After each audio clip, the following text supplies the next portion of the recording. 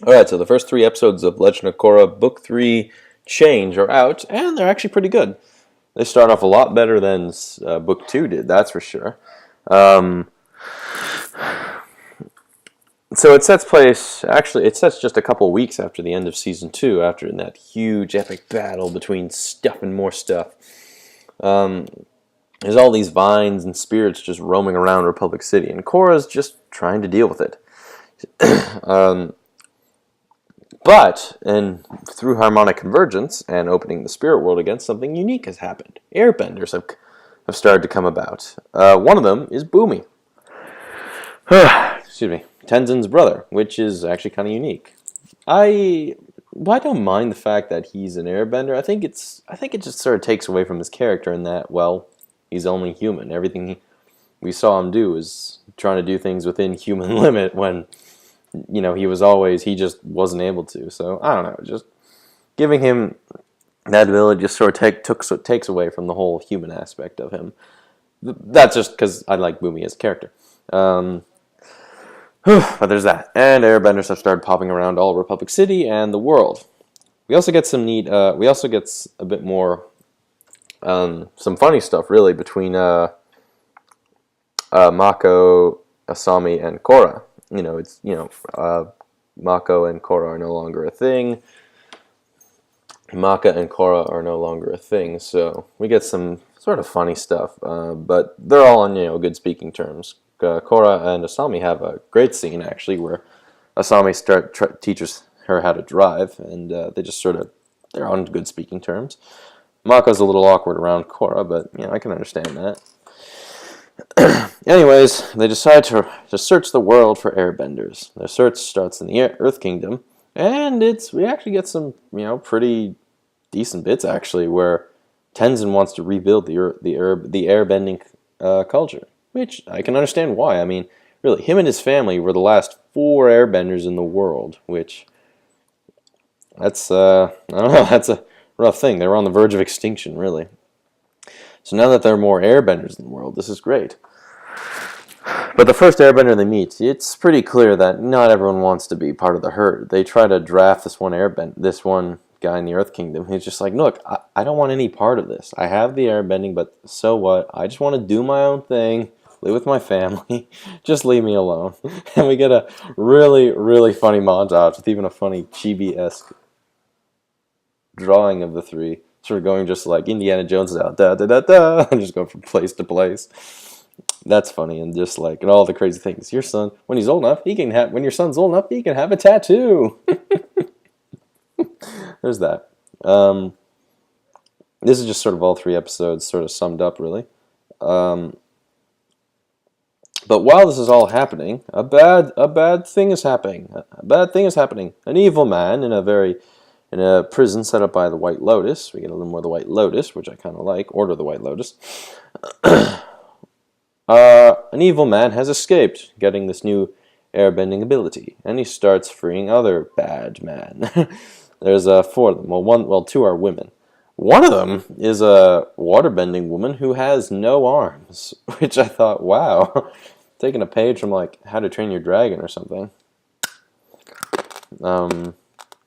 Which I thought, wow, that's pretty cool. Uses waterbend, and they're all in like these really, really cool prisons, like used to sort of used to stop their bending abilities. Like the one waterbending woman, she's in like a volcano. She's in like a volcano, no water available at all. The earthbending guy, he's in the middle of the ocean on a big wooden barge, basically. And the firebending one is in this giant ice fortress where like it's so cold that she just won't be able to firebend. And the return of Zuko. And okay, I think this would have been perfect if Zuko was voiced by the actor who played Roku. I don't know who he's voiced by, but that would have just been cool. Like, because he's related to Avatar Roku. It's his great-grandfather, so... let me just get the actor's name. James Garrett, that's it. It would have been cool if James Garrett played him. He's clearly not the Fire Lord anymore. He still has this nice scar on his eye. And he has a dragon, which is sweet. And yeah, he clearly knows who these people are and is clearly getting prepared. We also see Eska and Desna again, so that made me happy.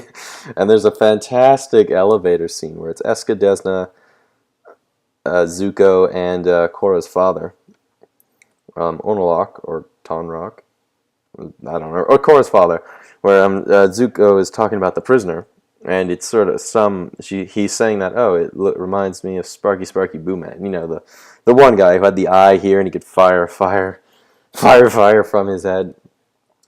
It's just like, it's like this unique firebender can shoot fire through her head. Ironically, I hired a similar assassin to chase after the Avatar. And then Eska and Desna are like, or whichever one's which, is like, I tried to kill the Avatar because she ruined my wedding. And Korra's father's just like, let's stop. I thought that was funny.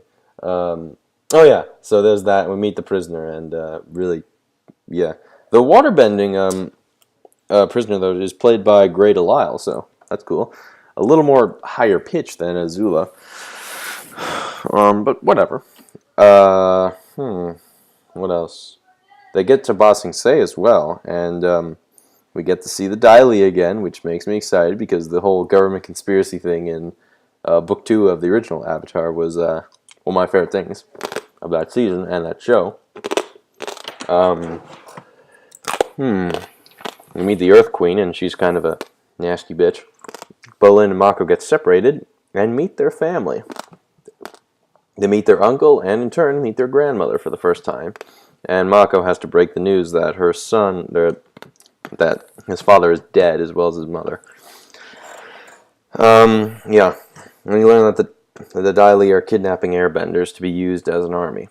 Oh, they also meet an airbender along the way named Kai, who's a kid who's a criminal. But they take him anyway because he wants to join. Take where that goes. Just, any way that could go. That's about it. Clearly there's something up with the Earth Queen, so I'm curious where that's going to go. These airbenders, the Dai Li kidnapped them and said, you're the Earth Queen's air army, so that's going to be really exciting. These 4 villains, like, one thing that season 2 opening did wrong was that, I think his name was Unalak, they set up the main villain just to, like, way too, like, okay, I get it, yeah, he's the villain, but they tried to hide it. I was just like, come on, he's the villain, don't try to hide it. With this, no, they're a little more direct, like, yeah, these guys are villains. They're in these mega prisons, and they all escape from them, so, yeah, I like that they didn't hide it. It'd be neat to see, I mean, I don't really know where they're going to go with it, but it's sort of like, hey, they don't like the Avatar, so why not? And we get some other things. Oh yeah, Korra gets thrown out of Republic City by the president, which that's one thing I always liked about this was sort of like the sort of mysticism and spirituality of the Avatar in a modern world. That's just interesting to me, and it's done very well. Like almost like sort of Korra's like a political liability in a sense. So there's that. That's really good. It's probably absurdly loud, isn't it? Oh.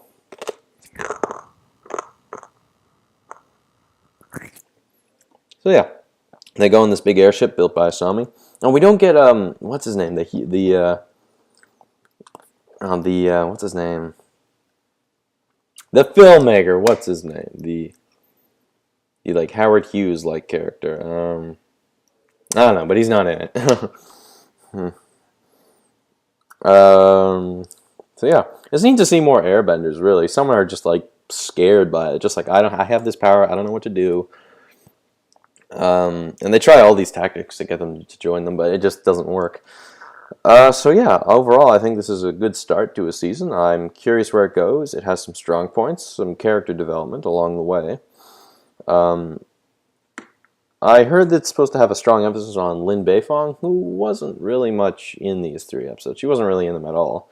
But, who knows. The villains are set up nicely. Pretty dramatically, I might add. What else? Return of airbending. And it's nice to see sort of like everything that... it's not like forgotten. To an extent, almost the stuff... When Season 2 began, almost the stuff in Season 1 felt forgotten a bit, in a way. Just slightly like. There was a few, nods and references to it, but barely any of it, really. This, it's like, yeah, these are the effects of everything that happened since then. Zuko's appearance is really nice, and he looks more like, Iroh, his uncle, so that's good. He doesn't look like his father, which that was nice. Hopefully we get a little more closure on his father and maybe Azula. That would definitely be interesting. Katara's not in this, so a nice departure as well. Kaya's in it as well, who's going to stay at home with Tenzin's wife Pema and Rohan, who's their new son, who's looking a little older. Some funny moments there. Bumi's with them as well. Tenzin's also fairly ripped, I might add. They tried doing this whole act, and he takes off his robe, and he's just like, he's like, whoa, he's pretty ripped. What else? There's a funny scene with Naga and Oogie. But I like where the season's going, and I like all the various sort of subplots that are going on. Oh yeah, there's this other thing I didn't really like. There's a subplot with Jinora, I think her name is, and Kai, that I hope gets removed. I mean, just really, please don't make that the focus of the season, please. But one thing I do kind of, this doesn't really bother me too much, but the fact that they release, at sometimes they release 3 episodes. This season has 13 episodes. We're already a fourth into the season when you think about it. Just about a fourth. And I'm kind of just like, well, we're going at a fairly fast rate, aren't we? I mean, but whatever. So, it's good, and I hope to see where it goes. So, see you later.